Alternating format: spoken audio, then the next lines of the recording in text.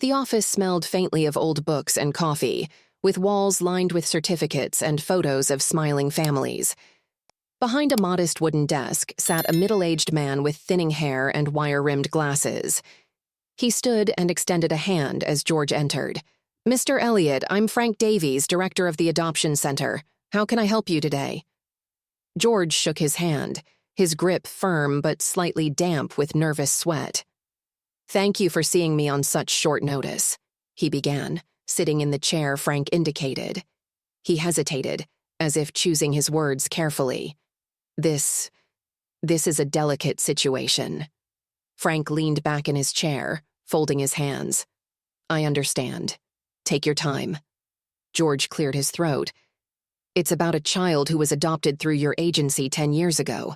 His name is Michael Parker." Frank raised an eyebrow. "Adoption records are strictly confidential, Mr. Elliott. I hope you understand we can't disclose any information without a court order or a compelling reason." George leaned forward, his voice dropping to a whisper. "What if I told you I think there's been a mistake? That Michael Parker might be—" He hesitated, the words catching in his throat.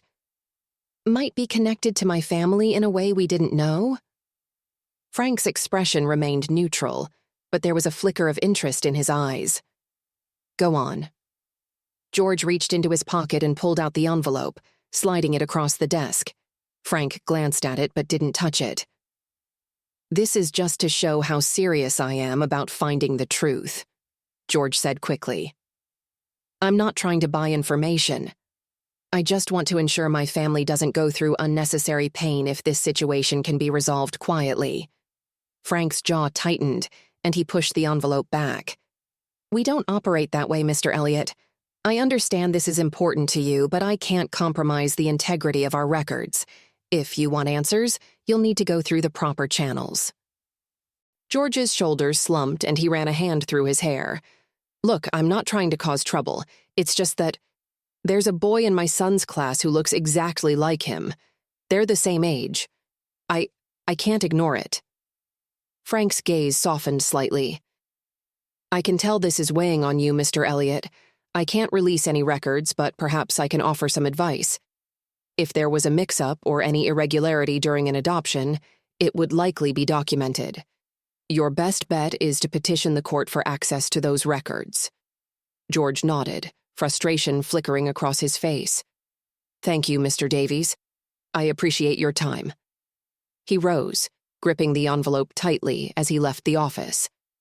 Back in his car, George sat for a moment, staring blankly at the steering wheel. He knew Sarah wouldn't stop digging, and if she uncovered the truth before he could figure out how to explain it. He shook his head, starting the engine. "I need to handle this," he muttered to himself, pulling out of the parking lot. Meanwhile, Sarah arrived at Clara's house as planned. The small, cozy home had a welcoming feel, with flower boxes blooming under the windows. Clara greeted her warmly, ushering her into the living room. "Thanks for coming," Clara said, offering Sarah a cup of tea. "I've been looking over Mike's adoption paperwork. There's not much, but I did find this." She handed Sarah a faded envelope with the agency's logo on it. Inside were a few documents, including the date of Mike's adoption and a brief summary of his medical history. Sarah scanned the papers, her heart pounding. "This date," she said, pointing to the adoption finalization. "It's just a few days after Eden was born." Clara nodded. "I noticed that too. And look here." She flipped the paper to show a handwritten note at the bottom. It was faint, almost illegible, but Sarah could make out a few words. "Twin. Separated. Unusual circumstances." The room seemed to tilt, and Sarah gripped the edge of the table to steady herself. "Clara, this could mean something. We have to dig deeper." Clara nodded, her expression resolute. "I agree. But we need to be careful. This could open up a can of worms neither of us is prepared for." Sarah took a deep breath. "I'm ready, Clara. I need to know the truth for both of our boys." As Sarah left Clara's house, her mind raced with possibilities. She decided it was time to confront George head-on. Driving home, she rehearsed what she would say, determined not to let him deflect her questions this time. When she walked through the door, she found George in the living room pacing. He stopped abruptly when he saw her, his face pale. "Sarah," he began, his voice uneven. "We need to talk." Her heart skipped a beat. "I think we do," she said, setting her purse down. "But I want you to start." George hesitated, running a hand through his hair. "It's about Eden," he said finally. "And Mike." Sarah's breath caught in her throat. "You know something, don't you?" George nodded slowly, his shoulders slumping. "It's not what you think, but there's something I haven't told you." Sarah crossed her arms, her posture tense as she tried to brace herself. "Then start explaining, George," she said, her voice firm but trembling at the edges. "Because right now, I don't know what to think, and I'm scared of what I might find out." George gestured toward the couch. "Please, sit down," he said, his voice low and strained. Sarah hesitated for a moment, then slowly lowered herself onto the couch. George sat on the edge of the armchair opposite her, leaning forward, his elbows resting on his knees. He rubbed his hands together nervously, his gaze fixed on the floor. "It was 10 years ago," George began, his voice barely above a whisper. "The night you went into labor. Everything seemed fine at first, but then things got complicated. You passed out and—" He paused, taking a deep breath before looking up at Sarah. "And there were 2 babies." Sarah's heart stopped. "What?" she whispered, her voice breaking. "What are you saying, George?" George swallowed hard. "You gave birth to twins, Sarah. 2 boys. But something went wrong. The doctors. They told me the second baby wasn't breathing. They said he didn't make it." Sarah's hand flew to her mouth, tears streaming down her face. I don't remember any of this. Why didn't anyone tell me?" George's face crumpled. "You were unconscious. The doctor said it was better not to overwhelm you, especially since you were already so weak. They thought it would be kinder not to tell you right away." He ran a hand through his hair, his voice thick with emotion. "I should have told you when you woke up. I wanted to, but when they brought Eden to you, you looked so happy. I didn't want to ruin that moment." Sarah shook her head, her voice rising. "So you just kept it from me? All these years? George, how could you—" "I thought I was protecting you," George interrupted, his voice breaking. "I thought I was doing the right thing, but now I realize I might have been wrong. I don't know what happened to the second baby after that. I thought he was gone, Sarah. I swear I did." The room fell silent, the weight of George's confession hanging heavily between them. Sarah struggled to process his words, her mind racing. She thought about Eden, about Mike, about the photo of the 2 boys standing side by side. Could it be possible? Could Mike really be the baby George thought they'd lost? After a long moment, Sarah stood abruptly. "I can't—" She shook her head, her voice shaking. "I can't sit here and listen to this anymore. I need to think." "Sarah, wait!" George pleaded, rising to his feet. But Sarah didn't stop. She grabbed her purse and keys, her emotions threatening to overwhelm her. "I'm going to see Clara," she said, her voice firm. "She deserves to know what you just told me. We both deserve the truth, George." George stood frozen as Sarah stormed out the door, the sound of her car engine starting moments later. He sank back onto the couch, burying his face in his hands. "What have I done?" he whispered to the empty room. Sarah drove to Clara's house, her mind a whirlwind of emotions. Anger, betrayal, grief, and confusion all swirled together, making it hard to focus. When she arrived, she barely had the presence of mind to knock on the door before Clara opened it, a concerned expression on her face. "Sarah? What's wrong?" Clara asked, stepping aside to let her in. Sarah walked inside and immediately began pacing. "George just told me something," she said, her voice shaky. "Something I didn't know. Something I can't believe he kept from me." Clara guided Sarah to the couch and sat beside her. Take a deep breath, Clara said gently. Start from the beginning. Sarah took a few deep breaths, trying to steady herself. When I gave birth to Eden, she began, it turns out I didn't just give birth to one baby. There were two. Twins. Clara's eyes widened in shock. Twins?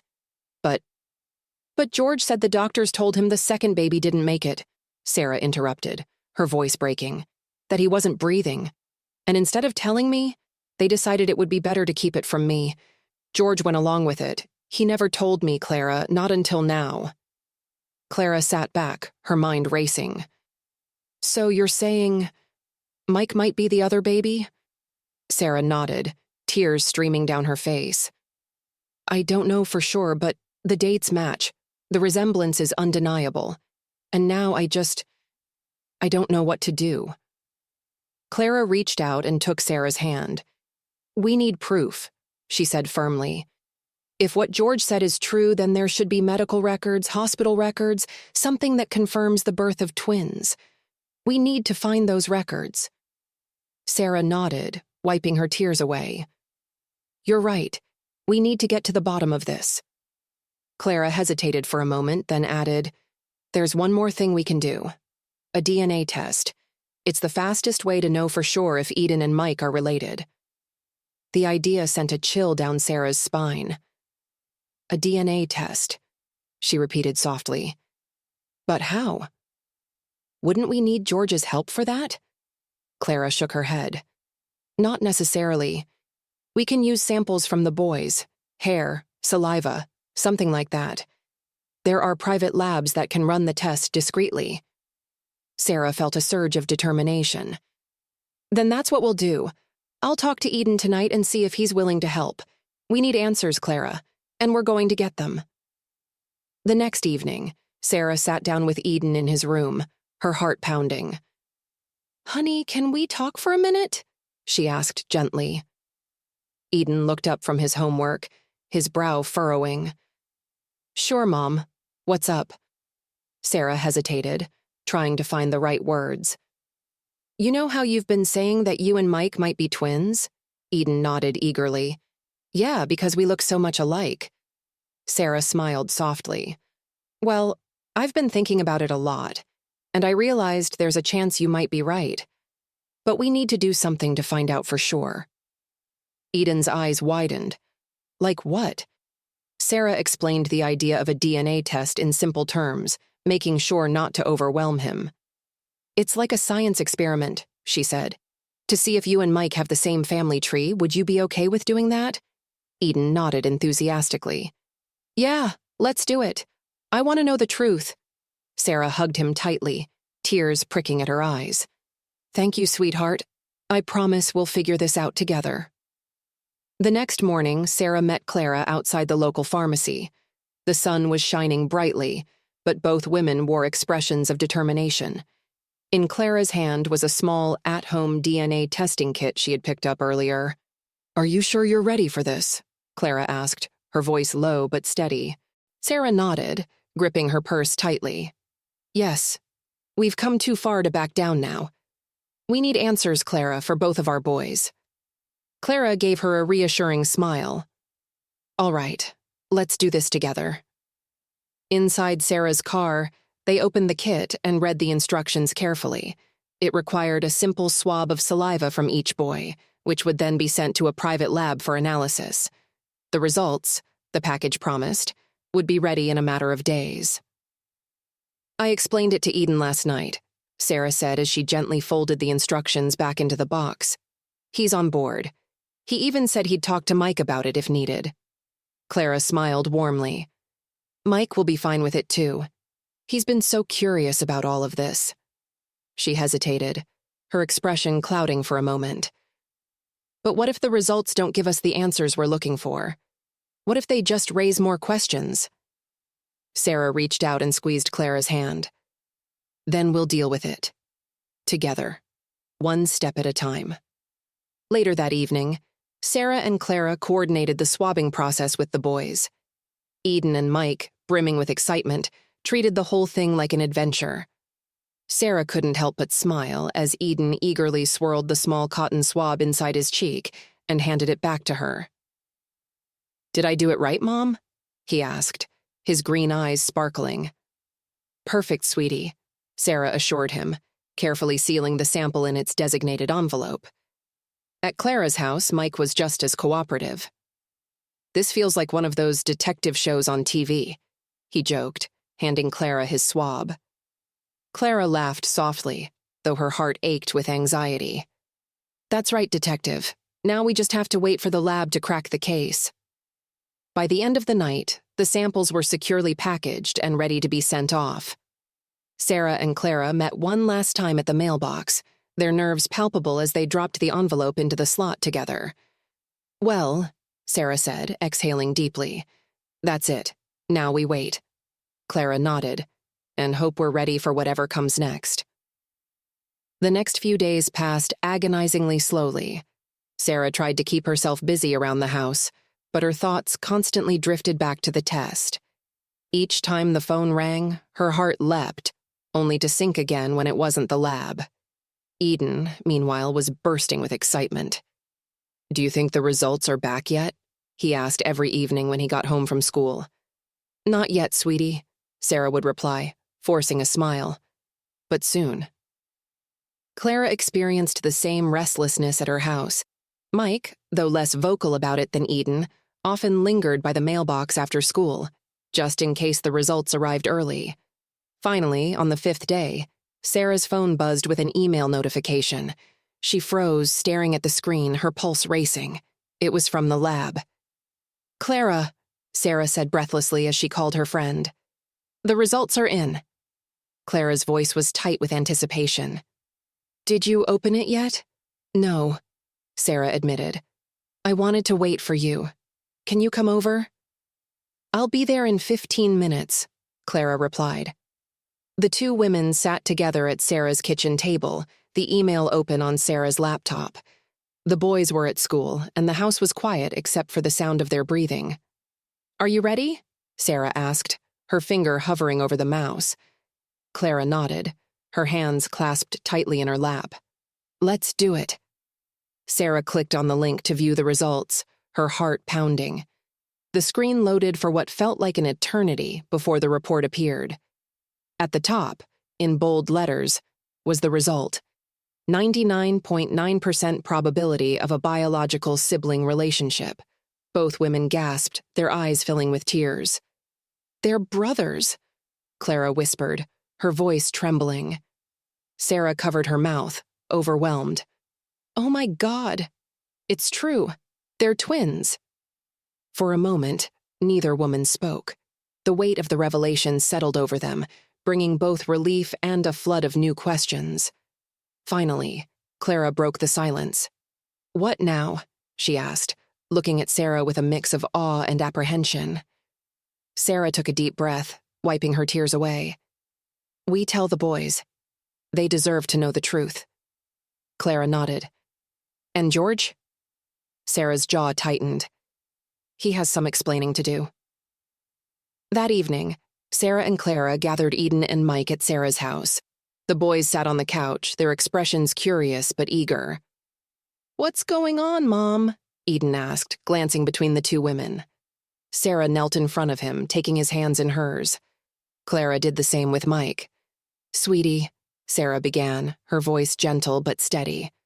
"We got the results from the test we did, and we found out something amazing."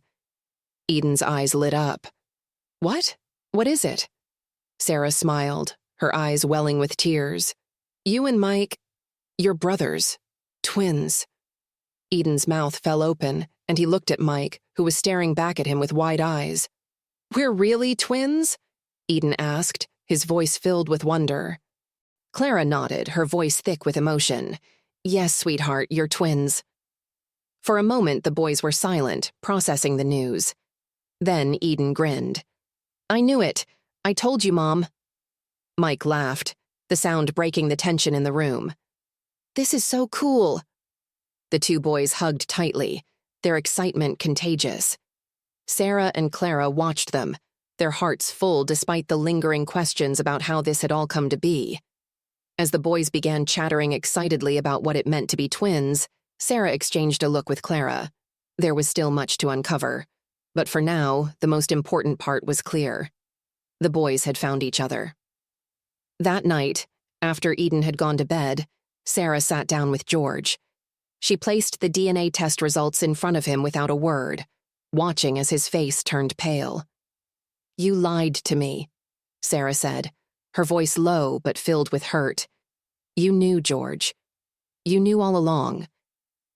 George looked up at her, his eyes filled with regret. "Sarah, No more excuses," she interrupted, her voice trembling. "I want the truth, all of it. And I want it now." George stared at the paper in front of him, the bold words confirming what he had tried to bury for a decade. His hands trembled as he pushed the results aside, unable to meet Sarah's piercing gaze. "Sarah," he began, his voice breaking. "I didn't know. Not for sure. I swear to you." Sarah's eyes flashed with anger. "You didn't know for sure? What does that even mean, George? Stop dodging and tell me the truth. You owe me that much." George ran a hand down his face, his shoulders slumping under the weight of what he was about to confess.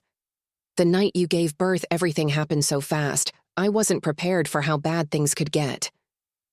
He paused, taking a shaky breath. "After you passed out, the doctors told me there was a complication. They said one of the babies wasn't breathing." Sarah's breath caught, but she stayed silent, forcing him to continue. "They rushed him out of the room, Sarah. I never saw him. A nurse came back later and said he hadn't made it.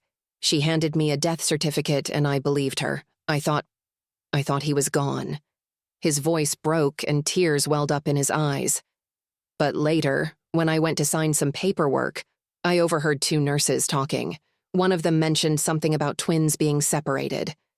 I didn't understand what she meant, but I had this awful feeling." Sarah's fists clenched in her lap. "And you didn't ask? You didn't fight to find out what happened to our baby?" George buried his face in his hands. "I was scared, Sarah. Scared that if I pushed too hard, they'd tell me something worse. And you—" He looked up, his eyes filled with guilt. "You were so fragile after everything. I didn't want to put you through more pain. I convinced myself it was a misunderstanding, that there was no way they could have taken our baby." Sarah stood abruptly, pacing the room as her emotions boiled over. "So you buried your head in the sand? You let 10 years go by without questioning it while our son, our other son, was out there growing up without us?" George rose to his feet, his expression pleading. "I thought I was protecting you, protecting our family. I didn't know what to do." "You should have told me," Sarah yelled, her voice cracking. "We could have figured it out together. But instead, you made that decision for me. And now look where we are." George reached out to her, but she stepped back, shaking her head. "Sarah, I'm so sorry. I never wanted this to happen." "Sorry doesn't change anything," Sarah said, her voice quieter but no less cutting. "I trusted you, George, and you lied to me. You lied to Eden." A heavy silence filled the room as George struggled to find the words to repair the damage he had done. But Sarah didn't wait for him to try. "I need space," she said finally, her voice trembling. I can't even look at you right now." George's face crumpled. "Please, Sarah, don't shut me out. I'll do whatever it takes to fix this." Sarah shook her head. "You can't fix this, George. Not now. I need time to think." She grabbed her purse and headed for the door, her heart pounding. "I'll stay with Clara tonight." Before George could protest, she was gone, leaving him alone with his guilt. When Sarah arrived at Clara's house, the other woman welcomed her with open arms. The boys were upstairs playing video games, their laughter echoing faintly through the cozy home. "Are you okay?" Clara asked, guiding Sarah to the couch. Sarah shook her head, tears spilling down her cheeks. "He knew, Clara. He knew something was wrong, and he didn't tell me. All these years, he just let me believe our baby was gone." Clara wrapped an arm around Sarah's shoulders, letting her cry. "I can't imagine how betrayed you must feel." she said softly. But at least now we have some clarity. We know the truth about the boys. Sarah sniffled, wiping her tears with the back of her hand. Do we, though? There's still so much we don't know. How did Mike end up in the adoption system? Who made that decision? And why? Clara nodded, her brow furrowing. You're right. There are still pieces missing. But we'll find them, Sarah. We'll get to the bottom of this. Sarah took a deep, shaky breath. I just hope I'm strong enough for whatever we uncover. You are, Clara said firmly. And you're not alone in this. We'll do it together. The next morning, Sarah called the hospital where Eden and Mike had been born. She spoke with a records clerk, explaining her situation as calmly as she could. I understand your concern, Mrs. Elliott, the clerk said, her tone sympathetic. But patient records from 10 years ago are archived. It may take some time to retrieve them. How long? Sarah asked, gripping the phone tightly. A week, maybe 2, the clerk replied. But I'll do my best to expedite the process. Thank you, Sarah said, her voice strained. I appreciate it. As she hung up, Clara entered the room with 2 mugs of coffee. Any luck? She asked, handing one to Sarah. They're looking into it, Sarah said with a sigh, but it could take weeks. Clara sat down beside her. In the meantime, maybe we should focus on what we do know. We have the DNA results, and we have the adoption records. Maybe there's a connection there we haven't seen yet. Sarah nodded slowly. You're right. Let's go over everything again. The 2 women spread out their documents on the dining table, poring over each detail with fresh eyes. They compared the dates, names, and hospital information, searching for any clue that could explain how Mike ended up being adopted. Then Clara pointed to a line in Mike's adoption file. Look at this, she said, her finger tapping the page. It says he was placed in the adoption system due to family relinquishment. What does that mean? Sarah frowned, reading the line carefully. I think it means someone, possibly a relative, gave him up. But that doesn't make sense. George and I would never have done that. And if it wasn't us? She trailed off, her eyes widening as a chilling thought struck her. What if someone else made that decision for us? Clara's face grew pale. You mean the hospital or the agency? Maybe both, Sarah said, her voice trembling. What if this wasn't just a mistake? What if it was deliberate? The revelation sent a chill through both women. If Mike's separation from his family had been intentional, it meant there was something or someone behind it, and they were determined to find out who. That night, Sarah lay awake on Clara's couch, her thoughts racing. The idea that someone, perhaps even the hospital, had deliberately separated her twins was almost too much to bear. Who would do such a thing? And why? Every scenario she imagined seemed more horrifying than the last. Her phone buzzed on the coffee table, startling her out of her thoughts. She picked it up, expecting a message from George, but instead, it was an email notification from the hospital. Your medical record retrieval request is in progress. Estimated time, 3 to 5 business days. Sarah sighed, her frustration mounting.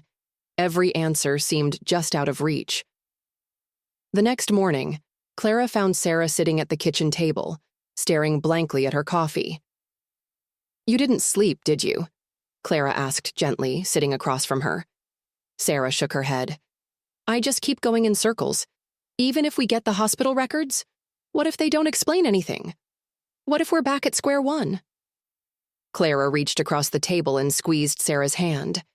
Then we keep looking. You're not doing this alone. Sarah managed a small smile. Thank you, Clara. I don't know what I'd do without you.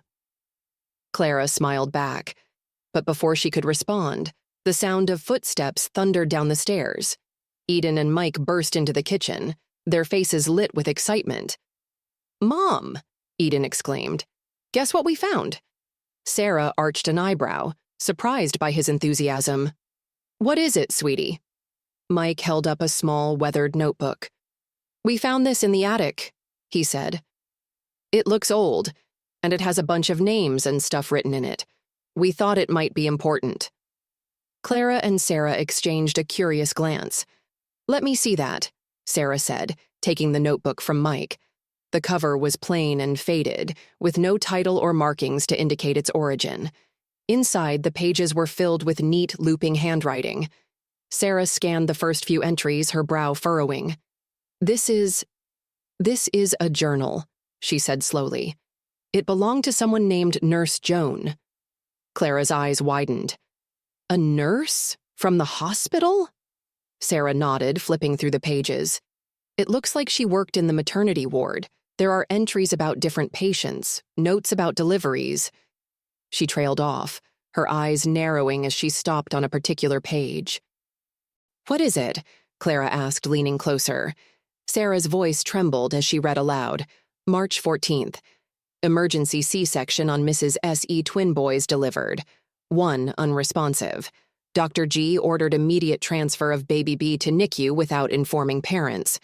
Baby B later declared deceased, but discrepancies noted in paperwork. Suspect administrative error or... Sarah's voice broke, and she looked up at Clara, her face pale. "This is my delivery." She's talking about Eden and Mike. Clara's hand flew to her mouth. "Oh my God, Sarah, this proves it. Something happened that day. Something they didn't tell you." Eden and Mike, sensing the seriousness of the situation, sat quietly at the table, their eyes wide. "Does this mean the hospital messed up?" Eden asked hesitantly.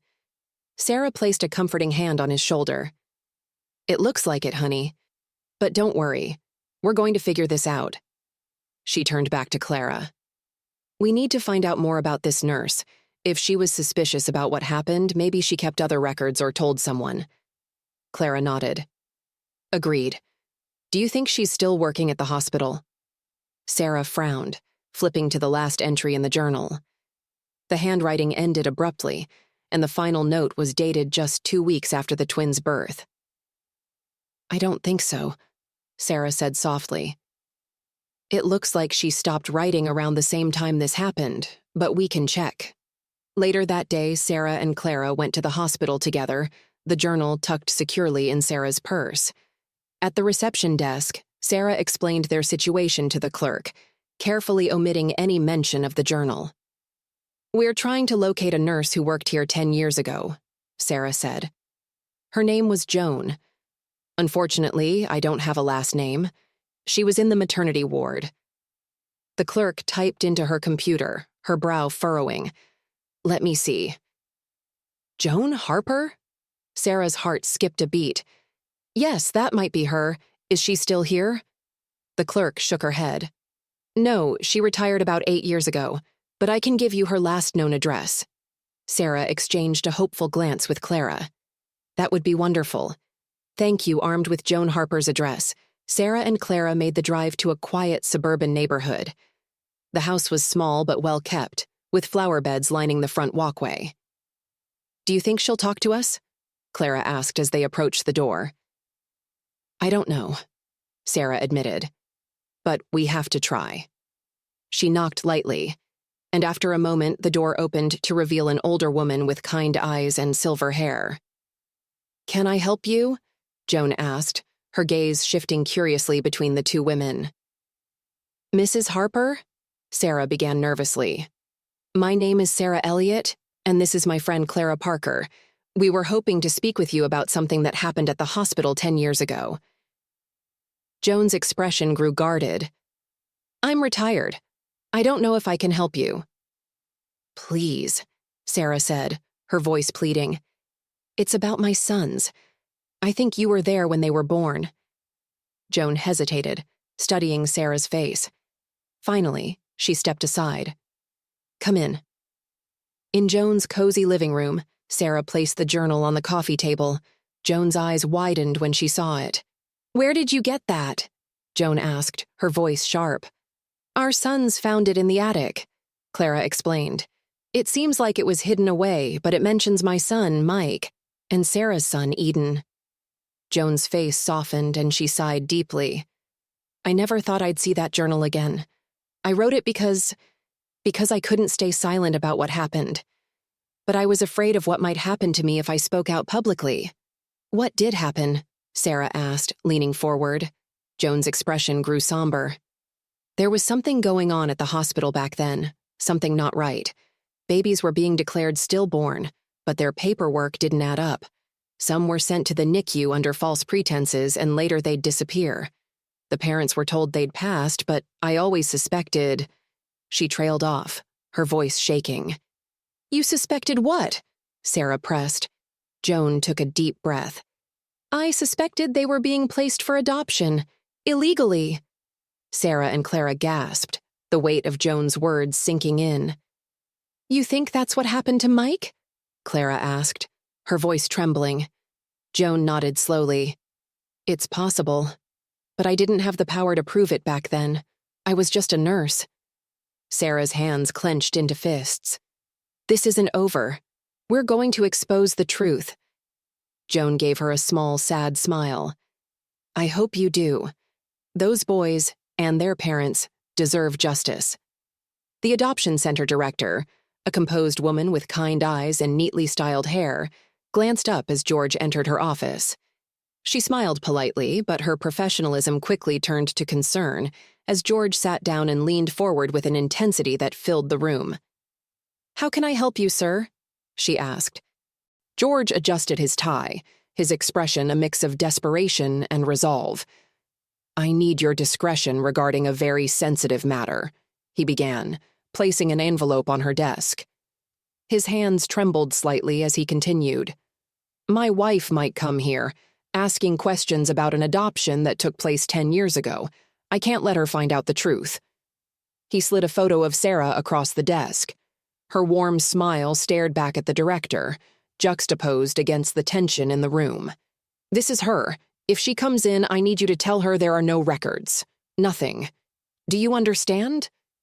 The director's brow furrowed as she looked at the envelope, then at the photo. Sir, this isn't how we operate. We can't simply... George interrupted, pushing the envelope closer. Please, you don't understand what's at stake here. My family will fall apart if she learns the truth.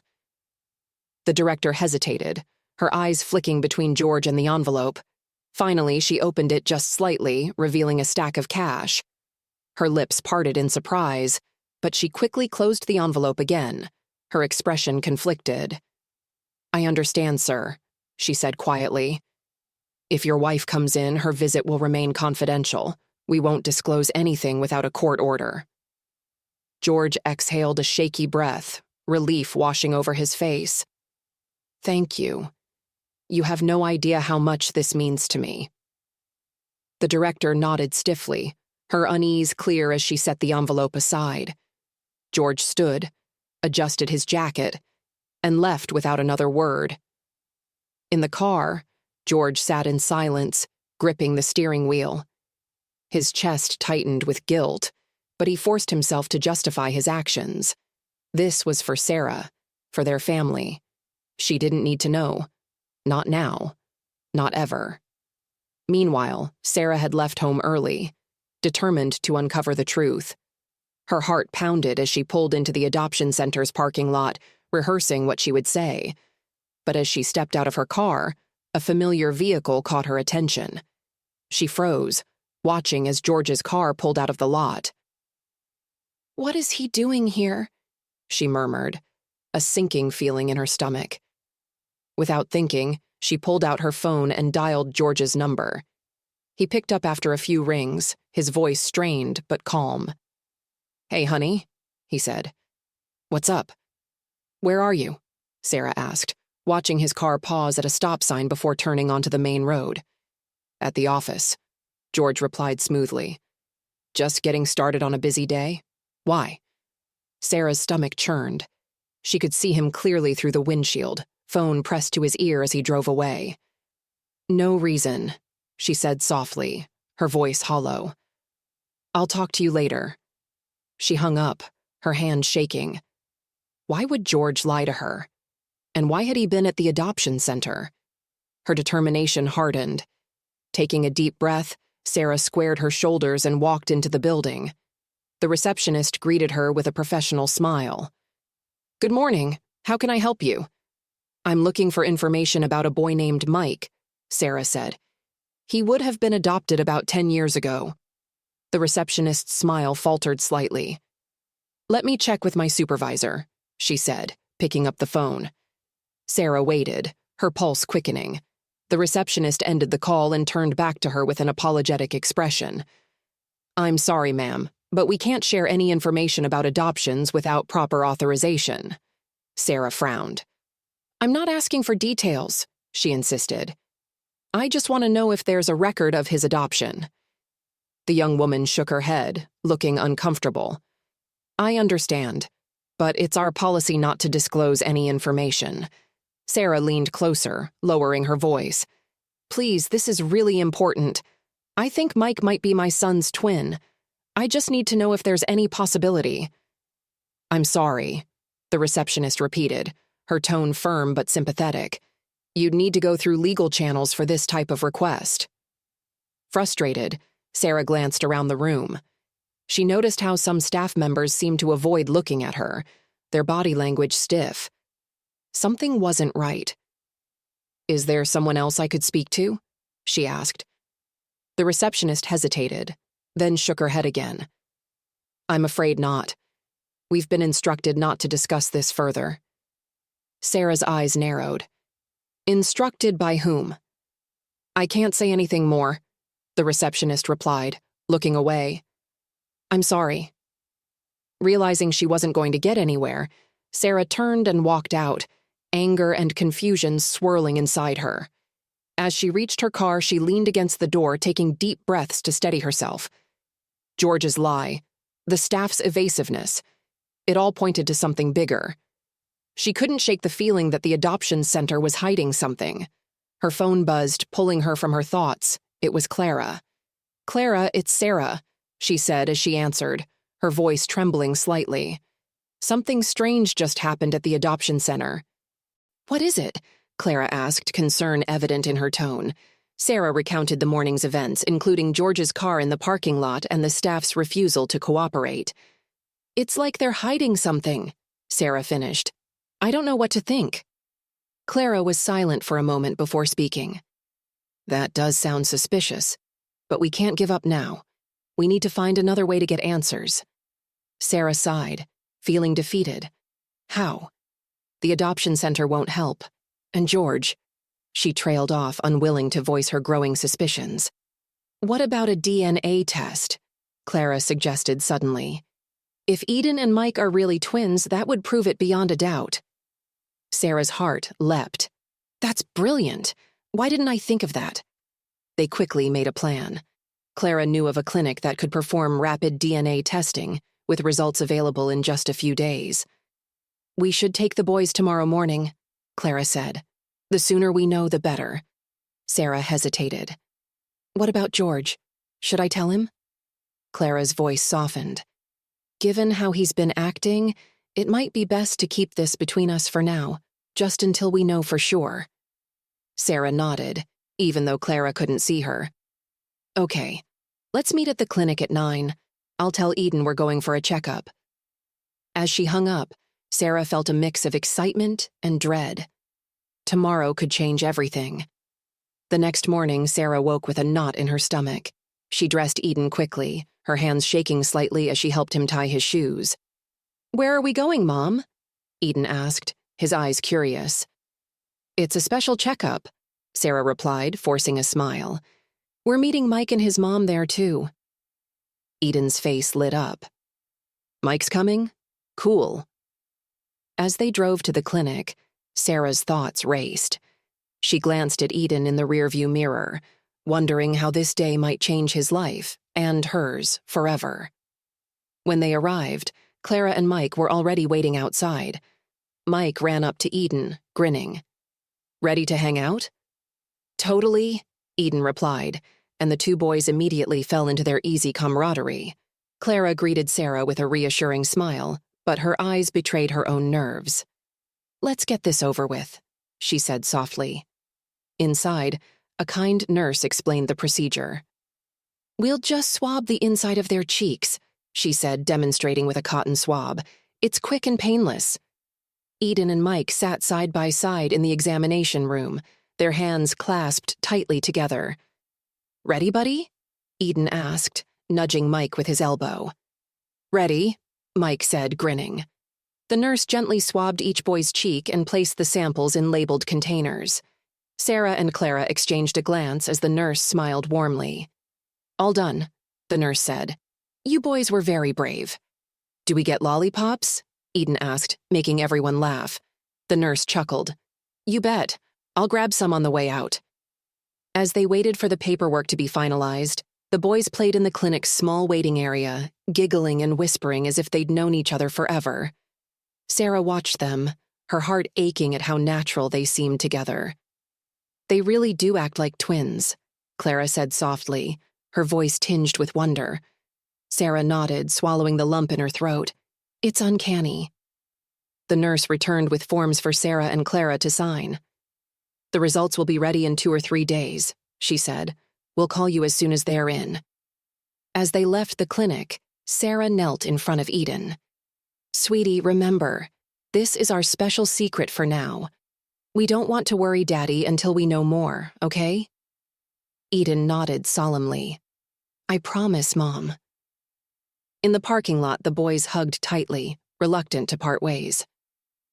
"See you soon, Mike," Eden said, waving as he climbed into the car. "You too, Eden," Mike called back. As Sarah buckled Eden into his seat, she couldn't shake the feeling that their lives were about to change in ways she couldn't yet fathom. The following days passed slowly. Sarah went through the motions of daily life, but her mind was preoccupied. She found herself watching Eden closely, searching for traits he shared with Mike and wondering how she had missed the signs. George, meanwhile, remained oblivious to the secret weighing on her. At dinner, he chatted about work and asked Eden about school, but Sarah's responses were clipped and distant. She avoided his gaze, her resentment simmering just below the surface. Finally, on the 3rd day, Sarah's phone buzzed. Seeing Clara's name on the screen, her heart raced. "Sarah," Clara said, her voice shaking with excitement. "The clinic called. The results are in." Sarah gripped the phone tightly. "What did they say?" "They didn't tell me over the phone," Clara replied. "They said we need to pick up the envelope in person. I thought we could do it together." "I'll meet you at the clinic in 20 minutes, Sarah said, her voice trembling. She hurried to get ready, her thoughts a whirlwind of anticipation and fear. When Sarah arrived at the clinic, Clara was waiting for her in the lobby, the unopened envelope clutched tightly in her hands. "Are you ready?" Clara asked, her voice barely above a whisper. Sarah nodded, unable to speak. They walked to a nearby cafe, choosing a secluded corner table for privacy. Clara set the envelope on the table, her hands shaking. "You do it," Clara said, sliding the envelope toward Sarah. Taking a deep breath, Sarah picked it up and carefully tore it open. She unfolded the paper inside and scanned the text. Her breath caught in her throat as she read the words, 99.9% probability of an identical twin relationship. Sarah gasped, tears springing to her eyes. Clara let out a soft cry, covering her mouth with her hand. "They're twins," Sarah whispered, her voice trembling. "Eden and Mike are really twins." Clara nodded, her own tears streaming down her face. "I knew it. I felt it the moment I saw them together." The weight of the revelation settled over them, bringing a mix of emotions, relief, joy, and a profound sense of loss for the years the boys had spent apart. "We need to tell them," Sarah said softly. Clara nodded. "And George. He has to know." That evening, Sarah sat George down in the living room, the DNA results clutched tightly in her hands. Her heart pounded as she prepared for the confrontation. "George," she began, her voice firm, "we need to talk. And this time, I need the truth." George looked up from his book, frowning. "What's this about?" Sarah handed him the paper without a word, watching as his face paled. He read the results, his expression shifting from confusion to shock. "Sarah, I can explain." "No more excuses, George," Sarah interrupted, her voice shaking with anger. "You knew, didn't you? You knew about Eden and Mike, and you've been hiding it from me this whole time." George set the paper down, his hands trembling. "Yes," he admitted, his voice barely above a whisper. "I knew, but it's not what you think." "Then explain," Sarah demanded, crossing her arms. "Because right now I feel like I don't know you at all." George took a deep breath, his shoulders slumping. "When you went into labor, there were complications. You passed out, and the doctors told me. They told me one of the babies didn't make it. I believed them, Sarah. I thought we'd lost him." Sarah stared at him, her chest tightening. "So how did Mike end up in the adoption system?" George hesitated, avoiding her gaze. "Later, I overheard something. Nurses talking about twins being separated. I didn't want to believe it, but I started to suspect. I didn't know what to do, Sarah. I didn't want to hurt you." "You didn't want to hurt me?" Sarah repeated, her voice rising. "So instead, you lied to me for 10 years? You let me believe our baby was gone?" "I thought I was protecting you," George said, his voice breaking. "I didn't know how to tell you the truth, and by the time I started piecing things together, it felt too late." Sarah shook her head, tears streaming down her face. "It's never too late for the truth, George, but now I don't know if I can ever trust you again." George reached for her, but she stepped back, her hands clenched into fists. "I need time," she said, her voice trembling. "Time to process this, to figure out what it means for me, for Eden, for our family." "Take all the time you need," George whispered, his eyes filled with regret. "I just want to make things right." Sarah turned and walked away, her heart heavy with the weight of his betrayal and the path that lay ahead. Sarah retreated to the bedroom, closing the door softly behind her. The weight of George's words pressed down on her chest, making it hard to breathe. She sank onto the bed, clutching the DNA results in her hands. The paper felt heavy, almost as if it carried the full weight of the truth she had uncovered. For 10 years, she had lived in a world built on George's version of reality. Now, that world felt like it had shattered into pieces, and she didn't know how to put it back together. As she sat there, memories of Eden filled her mind. His first steps, his giggles when she tickled him, the way he'd run to her for comfort when he scraped his knee. Those memories were real. Nothing about them had changed. But now, every moment seemed shadowed by the lie that had brought Eden into her life. Sarah's phone buzzed on the nightstand, pulling her from her thoughts. It was a text from Clara. "Clara, are you okay? Did you talk to George?" Sarah hesitated, then replied, "Sarah, yes." He admitted everything. "I need time to think." Almost immediately, Clara responded. "Clara, I'm here for you, no matter what. Call me if you need anything." Sarah smiled faintly at the message, grateful for Clara's support. But tonight she needed to process this alone. The next morning, Sarah awoke to the sound of Eden playing in the living room. His laughter echoed down the hallway, a bright contrast to the heaviness in her heart. She sat up slowly, her mind still clouded with questions. Pulling on a sweater, she made her way to the kitchen. George was there, cooking breakfast, his movements stiff and deliberate. He looked up when she entered, his expression a mix of hope and caution. "Good morning," he said hesitantly. "Morning," Sarah replied, her voice flat. Eden bounded into the kitchen, holding a toy airplane. "Mom, look what I made with Dad." Sarah forced a smile. "That's great, sweetheart." She ruffled his hair, but her gaze flicked to George, and the unspoken tension between them hung in the air. Eden didn't seem to notice. "Can I show Mike later?" Sarah froze, glancing at George before answering. "Maybe," she said carefully. "We'll see."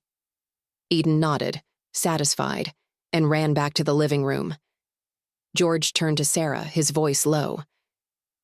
"We need to talk." She crossed her arms, leaning against the counter.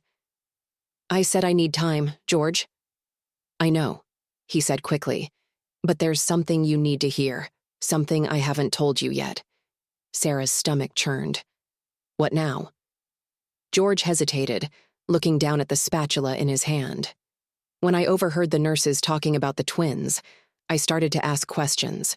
Quietly at first, but the answers didn't add up. That's when I realized something wasn't right. What do you mean? Sarah demanded.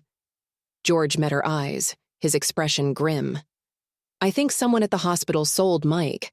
I don't know who or why, but I think it was part of some illegal adoption scheme. Sarah's blood ran cold. Are you saying they faked his death? That they separated him from us on purpose? George nodded, guilt etched into every line of his face. I think so, and I think the adoption center knows more than they're letting on. Sarah's mind raced, the implications of George's words hitting her like a tidal wave. Why didn't you do something? Why didn't you fight to find out the truth? I was scared, George admitted, his voice breaking. Scared of what I'd find, scared of what it would do to you. I thought it was better to leave it alone, to move forward and focus on Eden.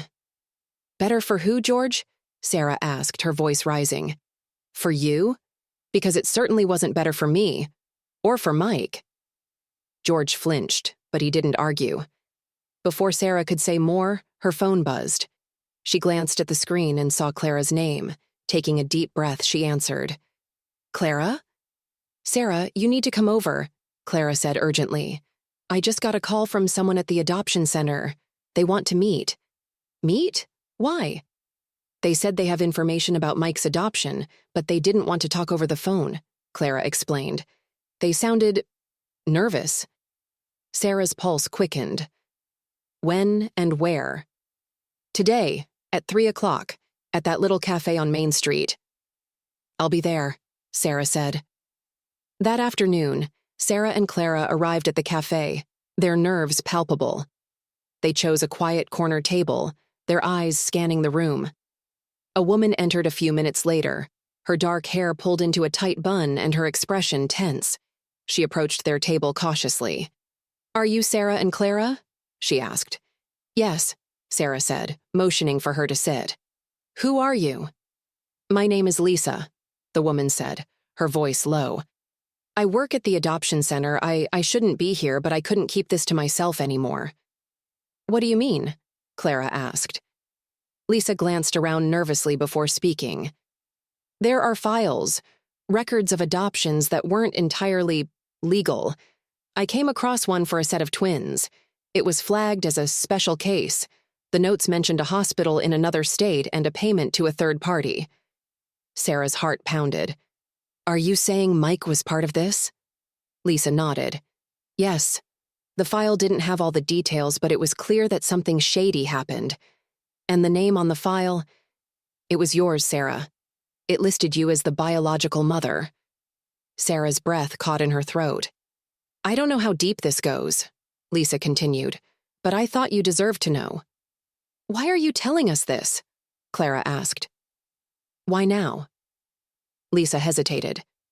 Because I've seen too many families torn apart by secrets like these, and because I couldn't live with myself if I stayed silent. Sarah reached across the table, gripping Lisa's hand. Thank you, she said, her voice shaking. You've given us the truth we've been searching for. Lisa nodded, her eyes glistening with unshed tears. I hope you can find the answers you need, and the justice you deserve. As Lisa left, Sarah and Clara sat in stunned silence, the weight of her words settling over them. What now? Clara asked softly. Sarah took a deep breath, her resolve hardening. We expose the truth, for Eden and Mike, and for every family affected by this. Clara nodded, her expression fierce. I'm with you, Sarah, every step of the way. Sarah and Clara left the cafe in silence, the weight of what they'd just learned pressing heavily on them. As they stepped into the cool afternoon air, Sarah's mind raced. She gripped the strap of her purse tightly, her thoughts jumbled with anger, confusion, and determination. What do we do now? Clara asked, breaking the silence. Sarah stopped walking, turning to face her friend. We need proof, she said firmly. What Lisa told us is huge, but without evidence, it's just hearsay. Clara nodded. Do you think Lisa might have access to those files? Or at least know where we can find them? Sarah hesitated. Maybe, but we can't push her too hard. She already took a risk just by meeting us.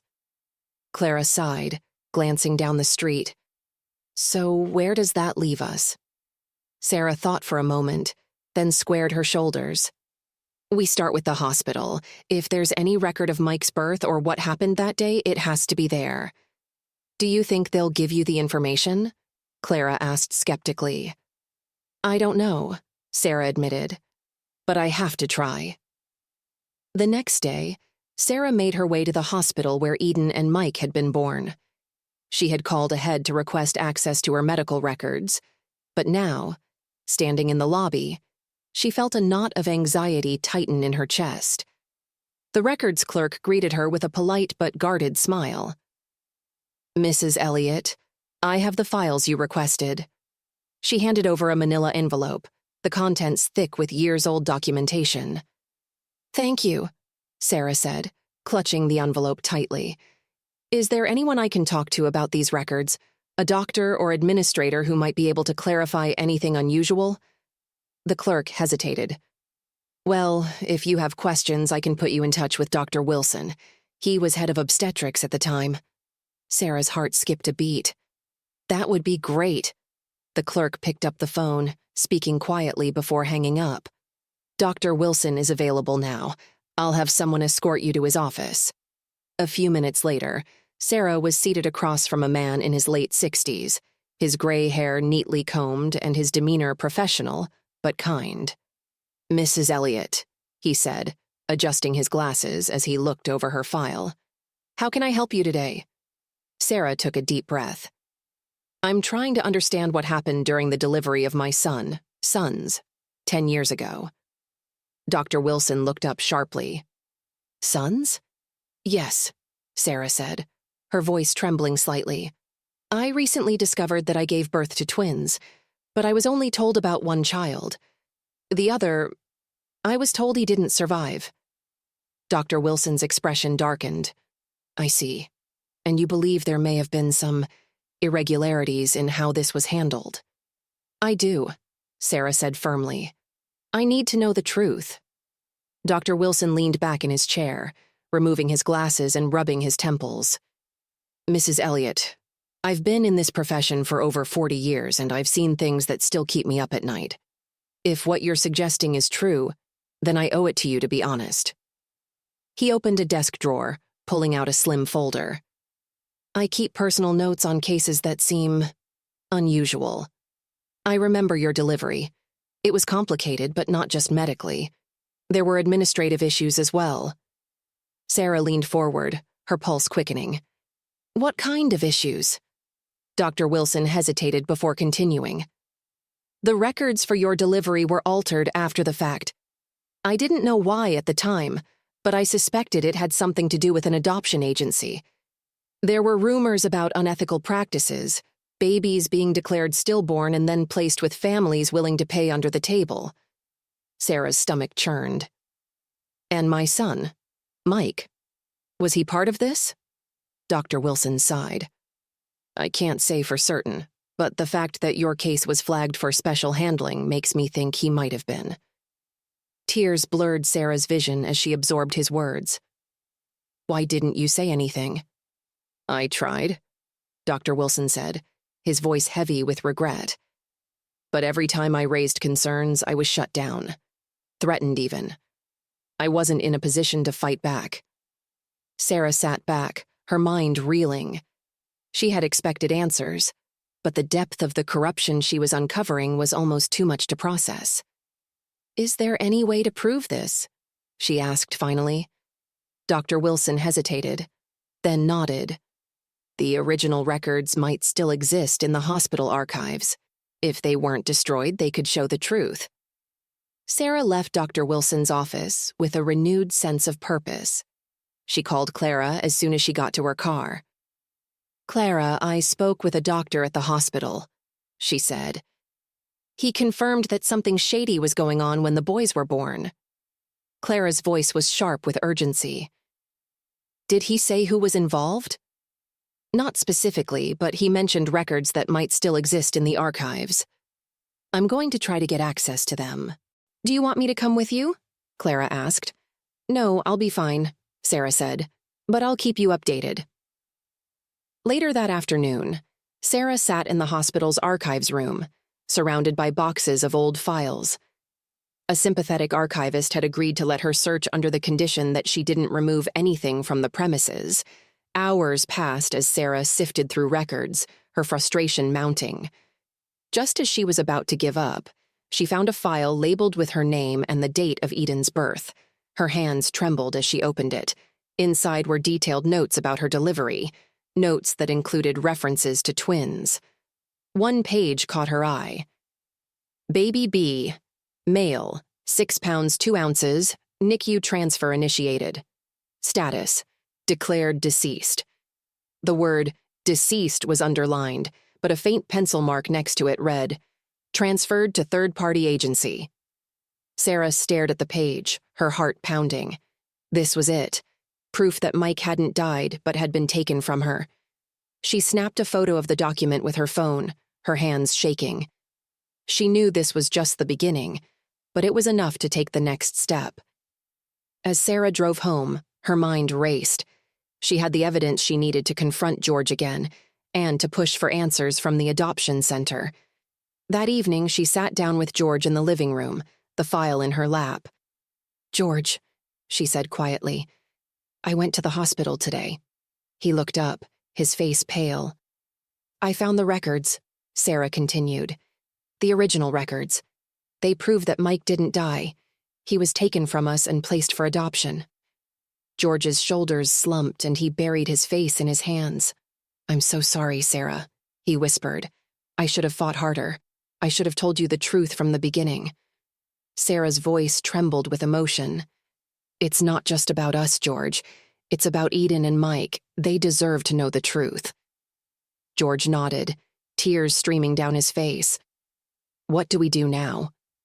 Sarah took a deep breath. We fight. For our boys.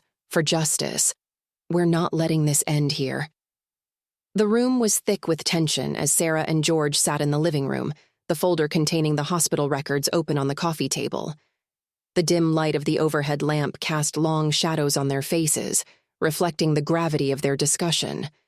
George's face was etched with regret, his fingers clutching the edges of his knees. You're right, he said finally, his voice hoarse. We have to fight this. But where do we even start? This is bigger than us. Sarah inhaled deeply, trying to steady her nerves. We start with the adoption center.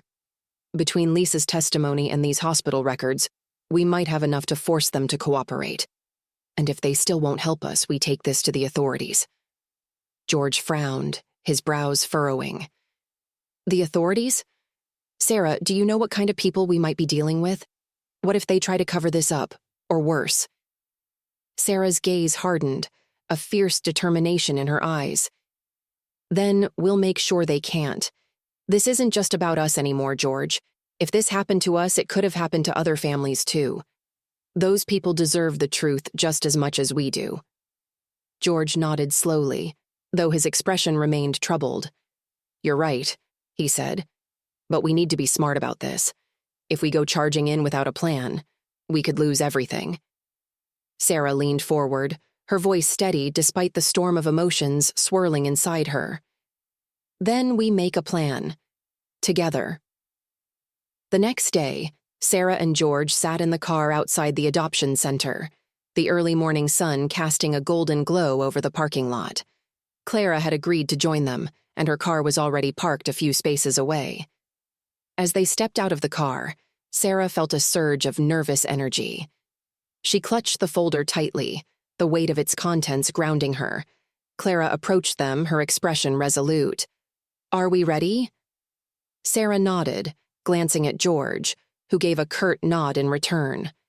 The three of them entered the building, their footsteps echoing in the quiet lobby. The receptionist from Sarah's previous visit glanced up, her face briefly registering surprise before her professional mask slid back into place. "Good morning," she said, her tone polite but guarded. "How can I help you?" "We're here to see the director," Sarah said firmly. The receptionist hesitated. "Do you have an appointment?" "No," Sarah replied, her voice unwavering. "But it's urgent. Please let her know it's about a matter involving my son's adoption." The receptionist glanced at Clara and George, then nodded reluctantly. "One moment, please."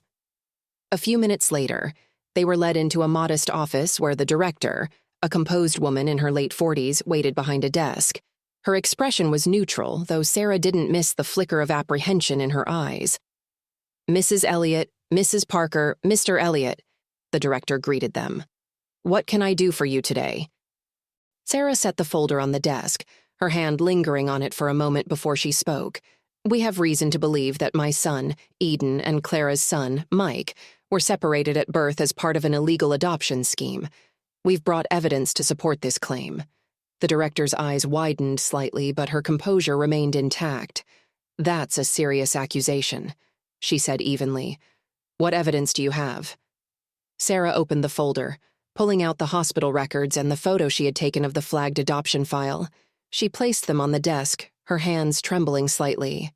"These records show that my son, Mike, was declared deceased but was actually transferred to a third-party agency. Lisa, one of your employees, confirmed that this was flagged as a special case in your system." The director's gaze flicked to the documents, and for a moment, her professional mask cracked. Her lips parted, and she let out a small, involuntary gasp before quickly recovering. "I'm afraid I can't comment on this," she said, her tone brisk. "If you have concerns, I suggest you take them to the appropriate legal authorities." "We will," Sarah said, her voice cold. "But I thought I'd give you the chance to cooperate first. If you can provide us with the original adoption file, it might save you a lot of trouble." The director's jaw tightened. "I'm sorry, but without a court order, I cannot release any records." Clara leaned forward, her voice sharp. "And what happens to those records while we're waiting for a court order? Are you going to lose them, just like the truth about Mike was lost for 10 years? The director stiffened, but before she could respond, George spoke. "Look, we're not here to start a fight," he said, his tone measured. "But if you stonewall us, you leave us no choice. We'll go public with this. And I promise you, once the media gets wind of what's happening here, there won't be a rock you can hide under." The director paled, her gaze darting between the three of them. Finally, she sighed, leaning back in her chair. "Wait here," she said curtly, rising from her seat and leaving the room. The tension in the office was palpable as they waited. Sarah's mind raced with a mix of hope and dread. If the director brought back the file, it could be the breakthrough they needed, or it could confirm just how deep the deception ran. When the director returned, she was holding a thin folder. She placed it on the desk with a sigh. "This is the only file we have on Michael Parker's adoption," she said, her voice tight. "I'm giving it to you against my better judgment, but I hope it brings you the answers you're looking for." Sarah opened the folder with trembling hands, her eyes scanning the documents inside. There were forms detailing Mike's placement with the Parker family, but one page in particular caught her attention. At the bottom of the page, scrawled in faint handwriting, was a note. "Origin unclear. NICU transfer flagged for external processing." Sarah's breath hitched. "External processing," she murmured. "What does that mean?" The director shook her head. "I don't know. That's all the file says." Sarah closed the folder, her expression grim. "This isn't over," she said. The director nodded. "I figured as much. Good luck." Outside the adoption center, Clara placed a comforting hand on Sarah's shoulder. "This is progress," she said softly. "We're one step closer to the truth." Sarah nodded, though her chest felt heavy. "But it's not enough. We still don't know who's behind this, or why." "We'll figure it out," George said, his voice steady. "Together." Sarah looked at him, her eyes searching his face. For the first time in days, she saw the man she had fallen in love with, the man who, despite his mistakes, was trying to make things right. Sarah, Clara, and George stood together in the parking lot, the folder clutched tightly in Sarah's hands. Though they still had questions, they now had pieces of the truth, enough to begin unraveling the web of lies that had separated Eden and Mike. "We'll take this to the authorities," Sarah said firmly. "They need to investigate. Whatever happened to Mike, to us, it can't happen to another family." Clara nodded, her resolve matching Sarah's. "And we'll support each other through it, no matter what." George placed a hand on Sarah's shoulder. "I'll stand by you, Sarah. I'll do everything I can to fix this." For the first time in days, Sarah felt a flicker of hope. The road ahead would be long and difficult, but they were no longer in the dark. Together, they would fight for their sons, for their family, and for justice. As Sarah looked at Eden and Mike playing nearby, their laughter ringing through the air, she knew one thing for certain. No matter what had happened in the past, their future would be built on truth and love,